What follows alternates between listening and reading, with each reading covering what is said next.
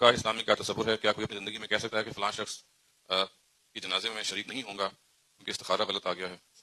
یہ ویسے بڑی کلاسیکل مثال ہے کہ لوگ کیا کرتے ہیں. دیکھیے میں نے جیسے عرض کیا تھا تراویح کوئی نماز نہیں ہے، اسی طرح استخارہ بھی کوئی چیز نہیں ہے.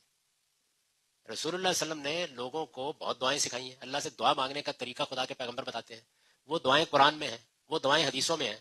تو ایک دعا رسول اللہ نے یہ بھی سکھائی ہے، بڑی خوبصورت دعا ہے کہ اگر تمہیں کوئی مشکل پیش آئے تو خدا سے خیر مانگنے کے لیے یہ دعا کیا کرو. استخارے کا مطلب ہے خدا سے خیر چاہنا، خدا سے خیر مانگنا. تو یہ ایک دعا ہے جو رسالت میں آپ صلی اللہ علیہ وسلم نے سکھائی. میری کتاب میزان میں وہ دعا موجود ہے، اس کا ترجمہ پڑھ لیں. اس میں کوئی ادنا درجے میں بھی وہ چیز موجود نہیں ہے جو لوگ اس سے سمجھ رہے ہیں. ایک دعا ہے، محض ایک دعا. جیسے آپ دعائیں کرتے ہیں ایسے ہی آپ یہ دعا بھی کرتے ہیں. ضرور کرنی چاہیے، کیونکہ بندہ اللہ سے مانگے گا تو اللہ ہی سے مانگیں گے، اور کس سے مانگیں گے؟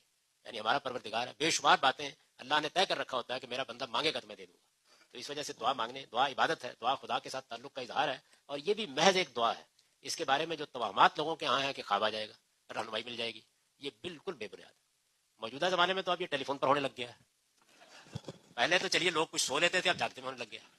پہلے خواب کا انتظار کرتے تھے، اب آنکھیں بند کر کے بتا دیتے ہیں کیا ہونے والا ہے. تو یہ محض کھیل ہے اور کوئی چیز نہیں ہے. صرف اللہ سے دعا کرتے ہیں آپ اپنے علم اور اپنی عقل کی روشنی میں.